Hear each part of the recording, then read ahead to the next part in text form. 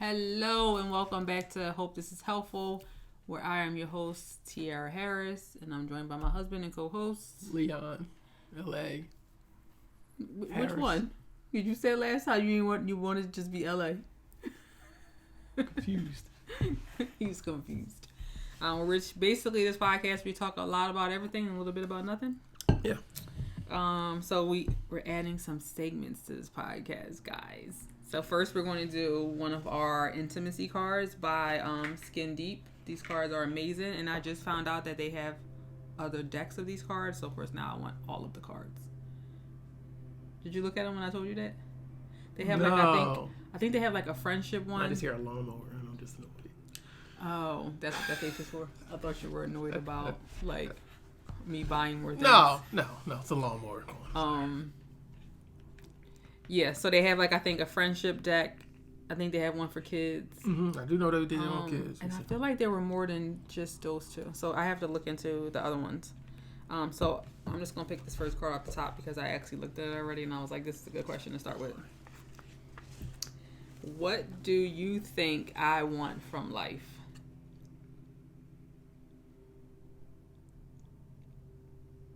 Luxe. I don't know how to spell it. I don't know how to say Lux? That's it? You want to elaborate? So the people understand how that pertains to me and not their own interpretation of what you mean? Oh, man. So no, you're a person, you like things that you like luxurious things. Like, and not in a bad way, not in a bougie way or anything like that.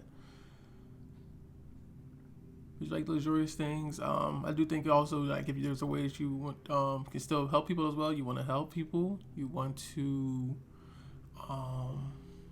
be there for your family, of course. You want to travel.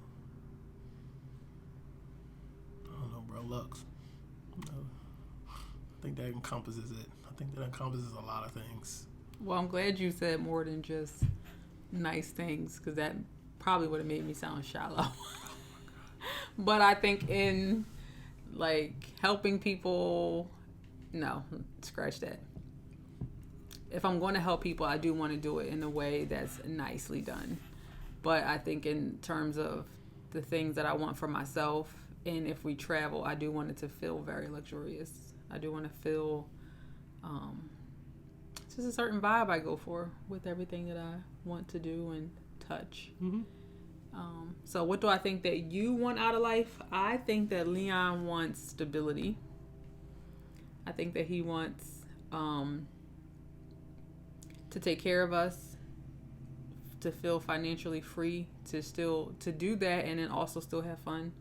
So if that means all of the gadgets, all of the computers, all of the lights, all of the sounds, he wants to be able to have all of those things. If he's going to have multiple monitors to do the things that he likes to do, he wants to have multiple monitors. Maybe like a movie room, maybe a whole studio.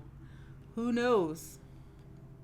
But it's all very tech driven. But I also think that he wants to feel safe and secure despite your disability. I think that you don't want to be dependent on anybody or the government.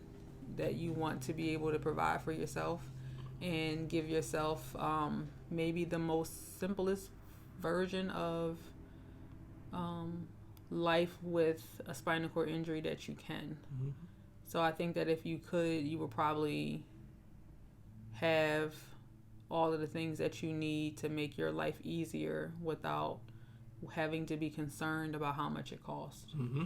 Because, we really shouldn't have to be, but unfortunately it's a reality that these things are really expensive. I'll be in debt for it all. You said you'll be in debt for it all? Mm-hmm. Would you be in debt for it all, or would you just want to be able to, have it without having to be in debt? I probably have been, if I wasn't married, I probably would have, every time something new came out, would have figured out how to got it. Without thinking about, how I'm going to pay for it. With, disability stuff or just, tech stuff? Well, tech stuff that helps with my disability. So, now, they got the Apple Watch that helps, if you fall. Apple Watch is $500. It's you know what I'm saying? Got the app, the iPad. iPad, was good for me, if I was in school and I didn't want to write, but I could use that. Like, you know what I'm saying? Like, stuff like that. So I can see how to make my life easier. Like, we need to get like a thermostat, a smart thermostat. And I'm just like, all right, not yet. But we really need one because it makes my life easier. How is that easier than what we have? So you don't have to I get up? I don't have to get up. Anytime I need to, I can just control it. So what do you do now? Because you don't ever ask me to help you. Why you don't ask me to change it?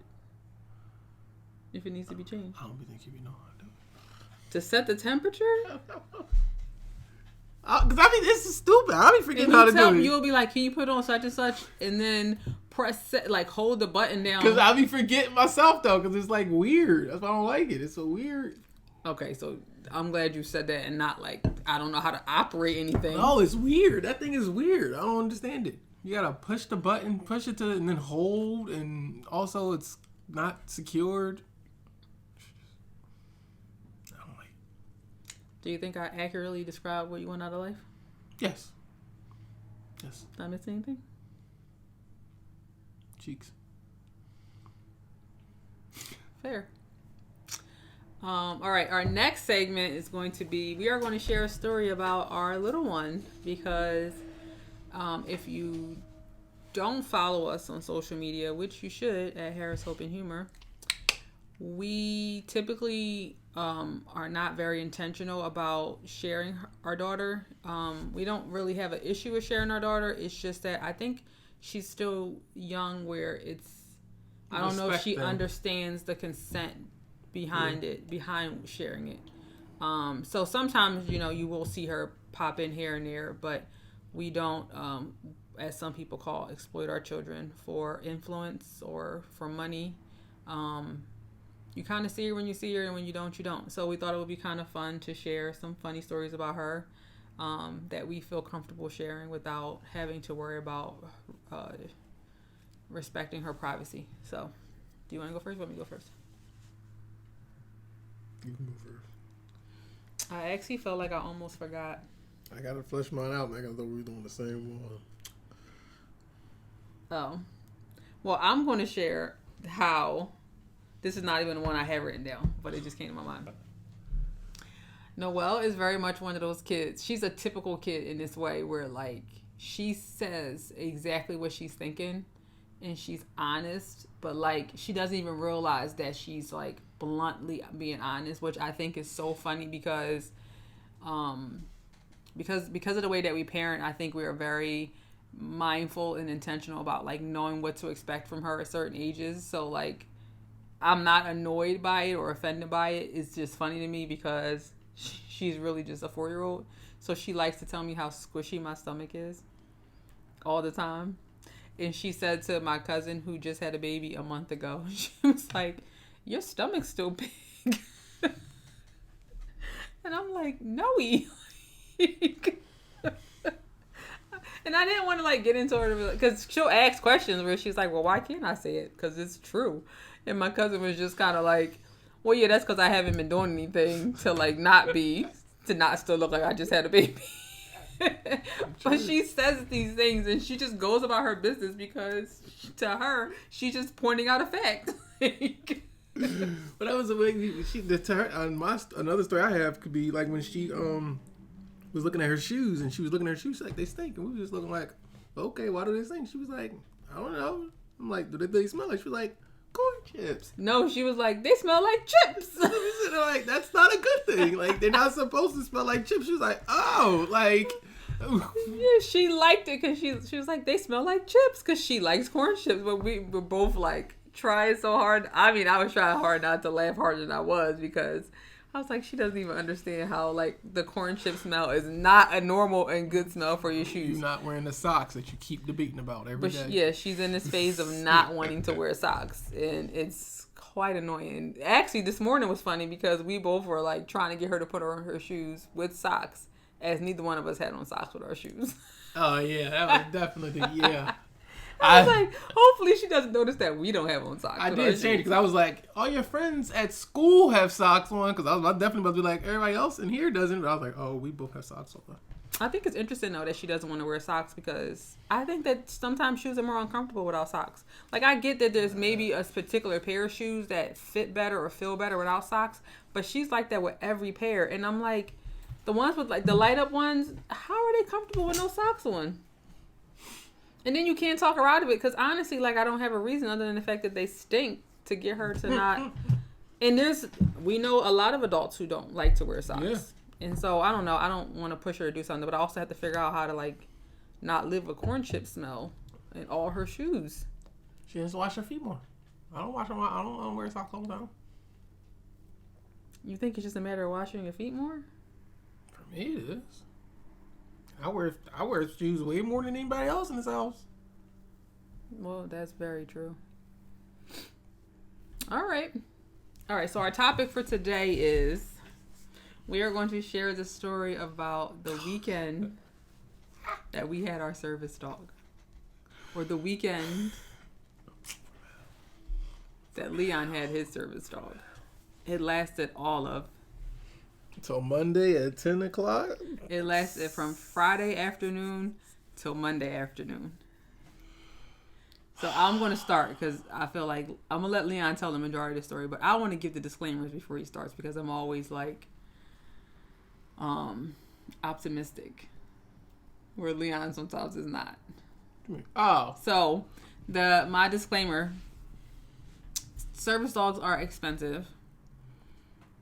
Service dogs require you to be away from home, to be with the dog, to help train the dog, to prepare the dog to come home, because they have to kind of get used to like you after they're trained to be in service. They still have to learn the particular person that they're going to serve.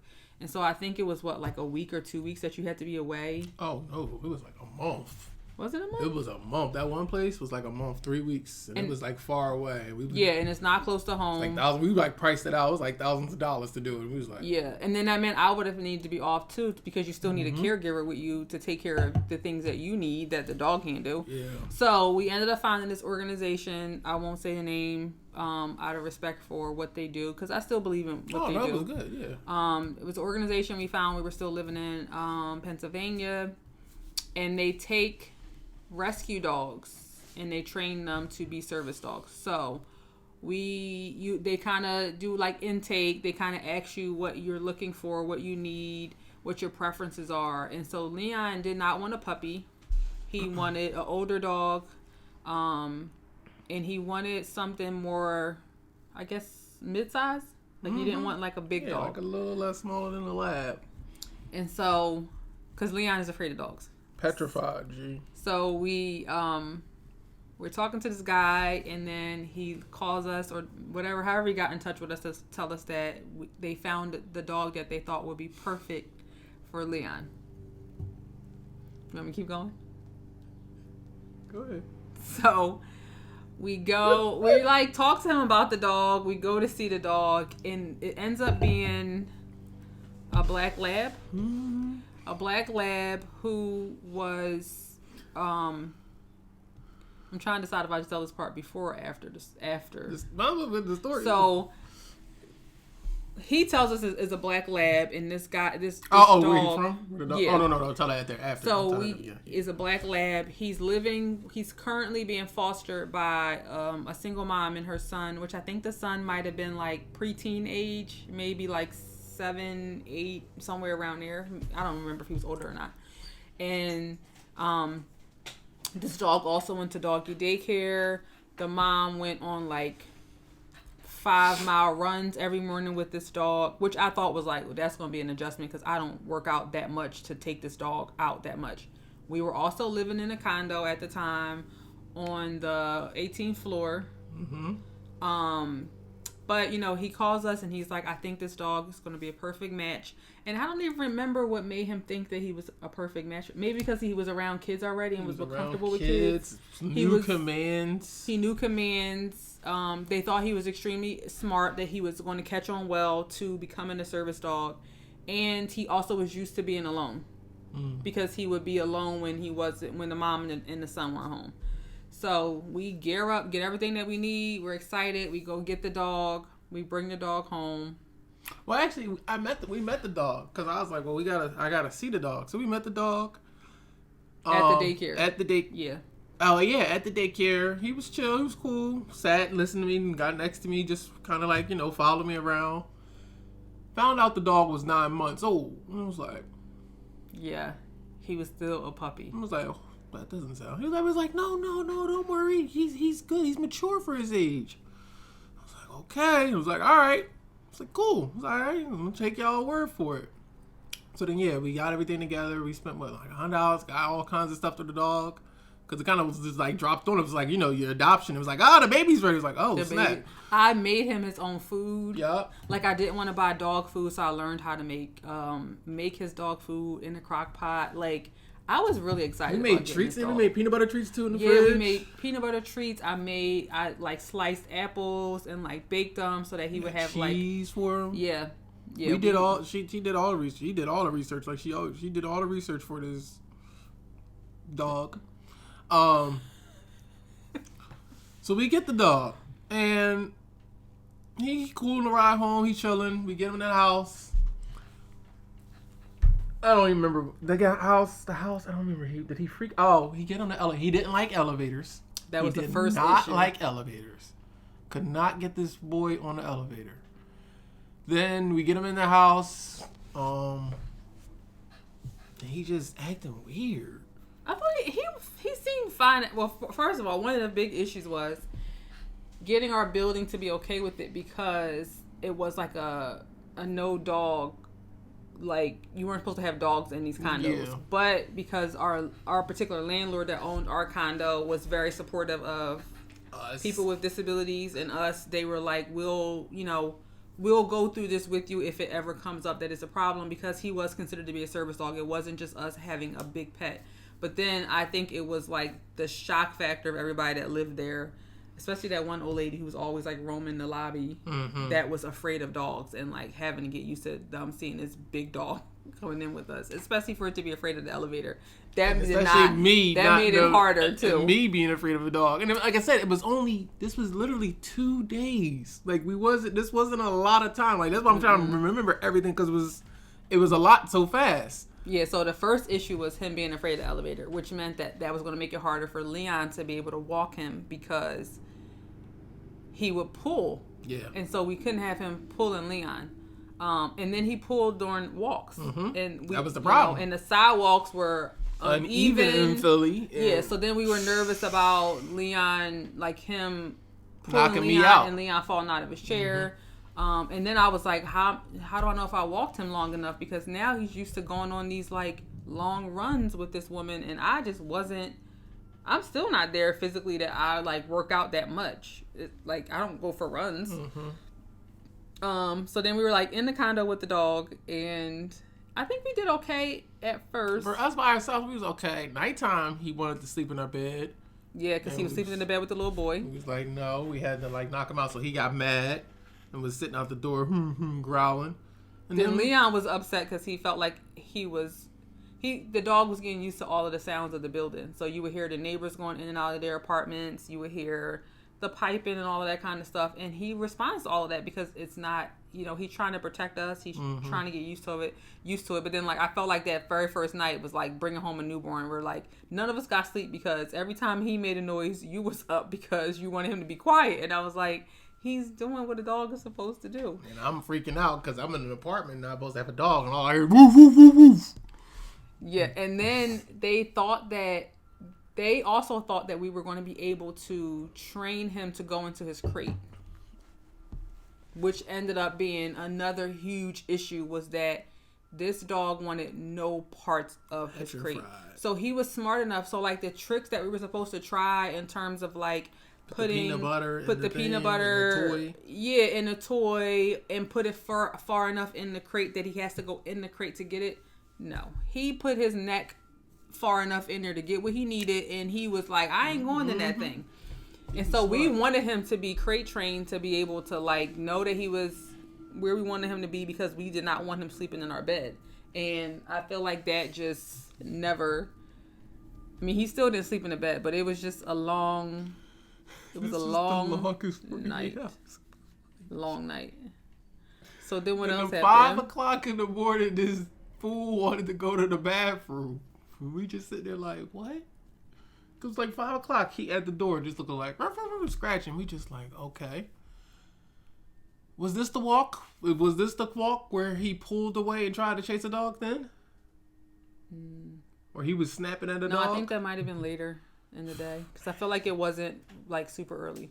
But I can't remember. Honestly, it might have been. And like, thank God that the other person had their dog like secure. Yeah, so we took him on a walk and we went kind of somewhere that we hadn't been before, and it's hilly. It's not really accessible for me. And another dog, somebody else is walking their dog, and our dog just starts going crazy. And I had to like hand the leash to Tiara to let her hold because he was, pulling me and going crazy. So I don't know. That was a sign for me. That was just like, I think that was one of the straws from my mind. I'm just like, I'm pretty much done. Like, I'm checked out. It was like one thing after another was like building as to like why Leon was like barely on board probably with this a whole idea. And then it was like, this is why I wasn't on board with it. Oh, here's another reason why I wasn't on board with this. Here's another reason why. And then the other thing was the guy that owned the company had also told us to, and this comes up, this is important later in the story.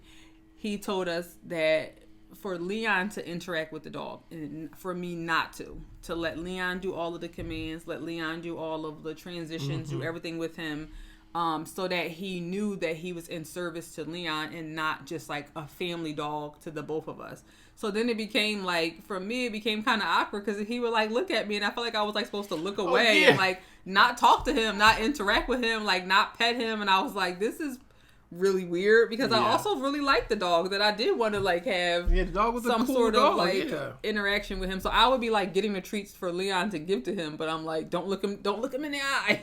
It was weird. I so then Sunday rolls around. We had the bright idea of having our niece and nephew. No, before that even happened, we went to church. We went to church like we typically were doing at that time. And because they were like, oh, this dog is fine to be by himself, we put him in our second bedroom. So we kept trying to walk out the front door. And every time we walked out the front door, he was trying to go with us. So I was like, okay, let me just put him in the second bedroom, close that door, and then we'll leave. We go to church. This dude tore the room up. If he could have broke out the window on the 18th floor, he would have. Yeah. We had because we had a telescope in that room. He knocked that over. The couch was all disheveled. Was the kids' toys in there? It might. Whatever. Everything. It was the just blinds were all like tore up. I was like he went crazy. God. And then I felt so bad because I was like, he probably was afraid to be by himself. I mean, they seen him poop or pee in there. That was. He didn't go to the bathroom. But then when we came home, the first thing he wanted to do was go to the bathroom. Leon went to open the door, and he was so excited that we were back, he would not stop jumping, and he was jumping higher than Leon sits in his chair. And Leon went in the room. No, you like froze first, and you were like, I need you to get the dog. Because you were like, I'm afraid. I need you to get the dog. And I was like, he's just excited to see us. So I get him, and then you went in the room, and I was like, I'm going to take him for a walk. Because at that point, he was jumpy. He needed to go to the bathroom. So he's pulling, and I'm trying to get him to not pull because, you don't want to pull in general.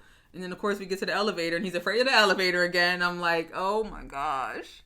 And then my mom comes over with my grandma and the kids. And at that point, how old were they? Kai had to be, what's that?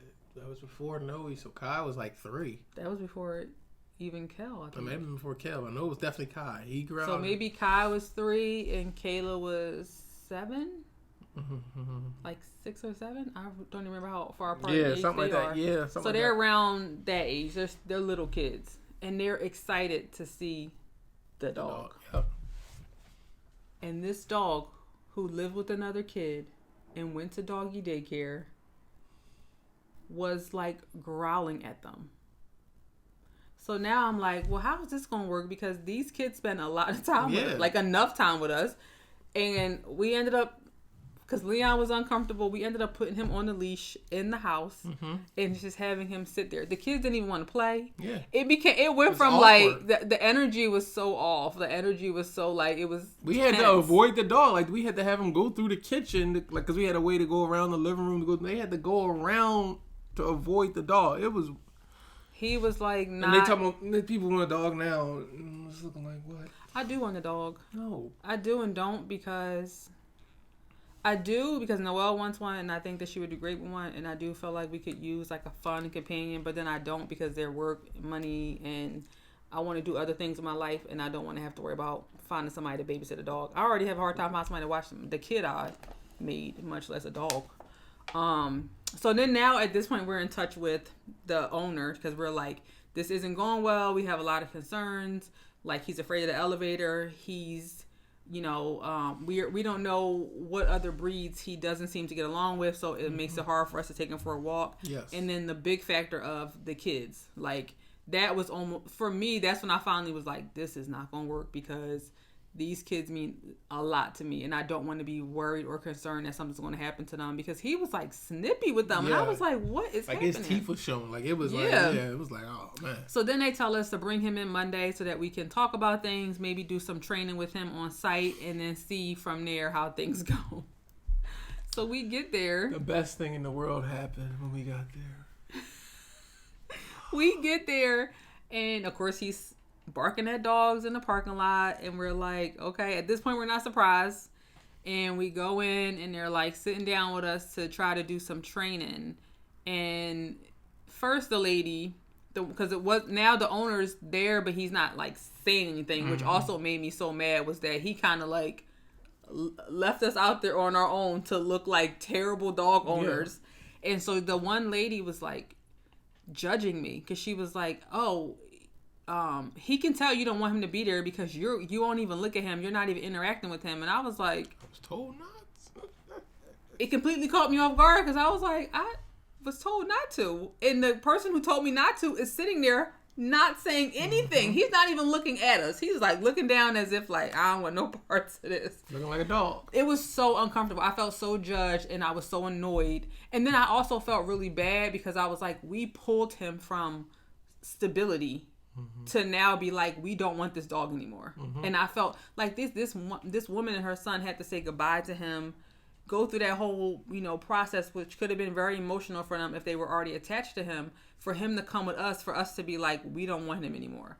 So I was already feeling a lot of guilt around it, and then the best thing in the world happened. So another person and their dog, another disabled person and their dog come in. Rosie, the name of the dog. Rosie, a big dog. My dog, I'm holding my dog because we're supposed to be doing some training exercise with it. My dog takes off, and I'm trying to hold it, and I'm almost about to fall off, and I just have to let it go. The lady says so calmly, "Do you have him?" Leon's like, No. This dog was pulling him as if he was like a sled. But I did feel bad that the other Rosie was fine. Because the owner, he was like had a cane. Like he had a cane, and he was able to kind of like keep our dog from getting to Rosie. Like it wasn't anything where either dog got hurt, but it was very much like, this is what we were talking about. Like, this is what y'all needed to see, because they probably thought we were in there just making it up and trying to like back out on this thing. And then that's when the reality of who this dog was comes out, because the owner never shared with us this dog's backstory, which I guess the trainers knew, but we did not know. Yeah. That apparently, I wouldn't have took it. Yeah, apparently he was found roaming the streets in Cape May with another dog, and they don't know how long he had been out roaming the streets. So then they were wondering if they were like getting a, what's the word I want to use? They were getting like teased by kids, and if that's why he was having a hard time with the kids that we have in our life. They don't know they don't know what kind of fights these dogs had gotten into trying to survive on their own out in the streets in Cape May. They don't know if they were being tormented by like little kids and stuff. And I was like, well, all of that would have been really nice to know, as opposed to finding out now and then having it end up having to be like this very like unhappy ending. I don't know. But like I said in the beginning, I wanted a dog that was trained. I wanted a mature dog. Yeah, you want a pop-up dog. Yeah, I wanted an older dog. I didn't want no rambunctious kid dog. No, I wanted an old guy. That's what I would. If I would get a dog now, it would probably be a bulldog. Why a bulldog? Because they're old and they don't do nothing. He ain't gonna do nothing to me. I can kick him. He gonna roll over and die. I'm good. How am I going? And think about that. I'm gonna kick him. See? Exactly. He ain't gonna never get a chance to hurt me. I'm not gonna hurt the dog on purpose, but no, I think I want to. Yeah, if I got a dog, it'll have to be something small. I'd rather a cat. Let's just say it like that. I don't want a cat. Meow. I'm always torn about if we got another dog, would it just be a family dog or would it be a dog that would really kind of be able to help Leon? Because Excuse me. at that time we had friends that we don't have anymore, but the friends that we had at the time also were very much against Leon having a service dog. They felt like it was like a cop out. They felt like he was, becoming lazy in his disability, that he was strong enough to do all these things on his own. Why do you need a dog to help you do it? And I do think that now, as he's getting older, and not that you're old, but older, especially with your spinal cord injury, I do wonder, like, would I want a dog that can do some of the little things that make things easier for you? Like, I still don't know how I would feel about a dog that can help you get things out of cabinets. That's weird to me. Not weird, but I think I'm trying to, like, picture it that it's still sanitary. But also, like, you don't do bad with doorknobs. So do you really need a dog to, like, open doors for you? Or do you just need it more of, like, if you're falling, for it to come, like, tell me? But then it's the like, thing about it is, we got a kid that does that. The thing about it is, though, now, well, first off, my kid doesn't like all the time me asking her to do something, so. She doesn't. That alone might be a reason. Because it brought reality, because if I always thought, well, first off, our first kid don't mind doing stuff. So she made it hard. She made it real hard. And I can always ask her for something. But yeah, that made it like a reality. It was like, oh, maybe my kid may not want to help me. I mean, that's fine. It's not her responsibility. So like, oh, well, maybe for that reason, would a service animal suffice? Yeah, and what would you want it to do? If I drop something. If you drop something. Because again, I keep saying the trajectory is I'm not going to stay in this manual chair the rest of my life. I'm not. Yeah. I'm at least going to go half time. But then with that said, I'm trying to figure out. Like I'm tired of using my arms at a certain time. But then I'm trying to figure out, would that mean a bigger dog versus a small dog? So like I always have like the pros and cons of a small dog.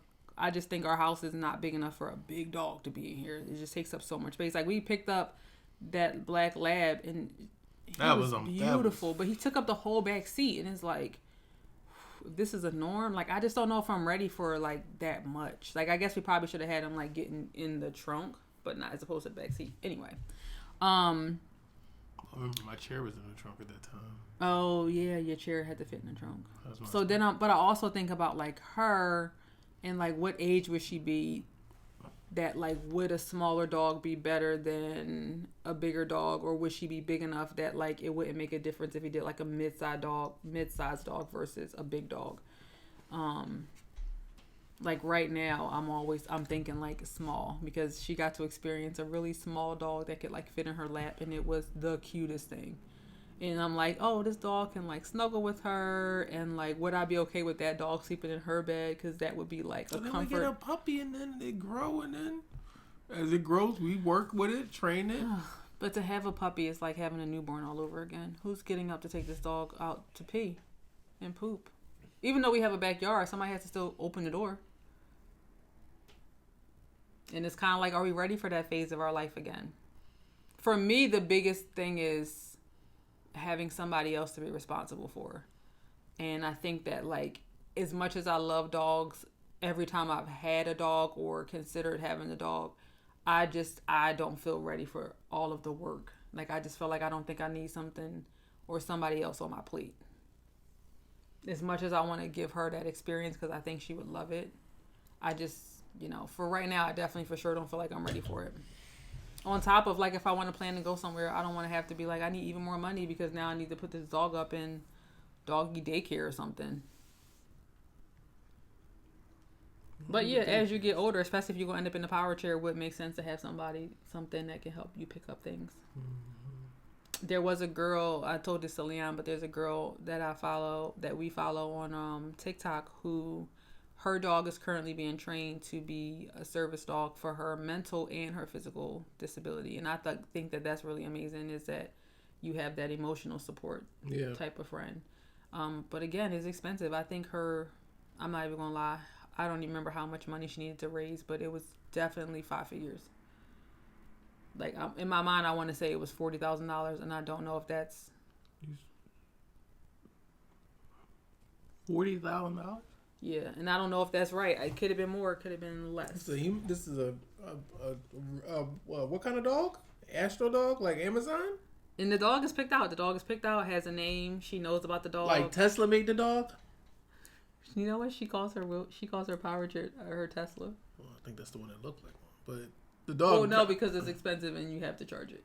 The dog got to be made by Tesla for $40,000. So this is the breakdown of what she explained. Well, we know service dogs are expensive, right? We already know that, but she had to find somewhere that trained the dog to do both, to be an emotional support dog and like physical support dog. So that's more costly. But then she's in Massachusetts. Don't make fun of me if I said that weird or wrong. I said that perfectly fine. My tongue just don't be like rolling right. Okay, and then the dog is in California, so she has to fly to California to get the dog. She has to put herself up for that period of time that they need to train the dog with her. And because of her physical disability, she can only sit. Okay, all right, gotcha. I don't want to say first class, but like she needs to be able to sit in a seat that can recline well enough. Because she can't sit up. $40,000 to get over there. I thought literally just the dog was $40,000. $40,000 no, for the whole process for her. Okay, no, that makes a lot more sense. And then for them to get back together, and I think you she might have needed for the boarding. That would have made sense. And then I think she has to pay for whoever's coming with her to like take care of her. Double it. Yeah, which I mean, it may be like her boyfriend or something, but maybe like their plane ticket or whatever. No, I get that. That makes more sense. I thought like so if it was a dog that because there's somewhere like what. The PA somewhere that did dogs. I thought you were saying it was like $40,000 for a service dog that did both. I was about to say, how do you justify emotional and physical support? But for her to have living expenses as well. Yes, that makes total sense. I'm pulling up her page so I can see exactly how much it was. No, I get. Like I said, that was perfect. I get all that now. That's a shame. That's a shame, but I get it. I keep saying this stuff is expensive. But yeah, she started her TikTok to raise money for her service dog, and she's almost at her goal. Of course, TikTok does not want to load. Right, I'm trying to find the right video.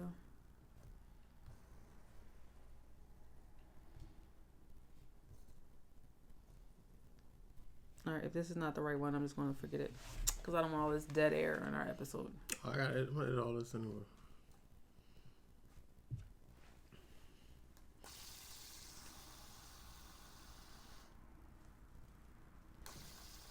Let me see if it's in her bio.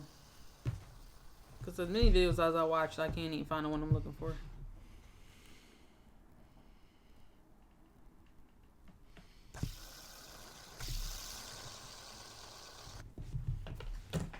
Oh, okay. So yeah, her goal is $45,000, and she's at 37 right now. So yeah, that was close. How long she did this for? It looks like she put updates. I'm not sure because I think the update doesn't tell me like the day she started. I think it's like the latest update or something. Let me see if there's older updates. August 20, May 2021, February 2021. So the first post is from February 2021, so I guess a little over a year now. She made $40,000 in a year. Some people can't even do that. Some people can't even do that, and she's spending it for a dog. Which should be interesting because, and not that I want to get too much into her story, but it should be interesting because she realized that her disability, I guess it could potentially be somewhat reversible. So then I wonder how much of the physical help she's going to end up needing versus what she thought she did when she started the fundraising. Cool. But I don't know for sure if she'll get to a point of being able to be out of her power chair and like walking again. I think she thinks it's going to happen, but I think she's still trying to figure it all out. So, anything else, honey? No, that's it. Thank you guys for joining us. Don't forget to follow us at Harris Hope and Humor on social media. And we'll see you guys in 2 weeks. Bye. Bye.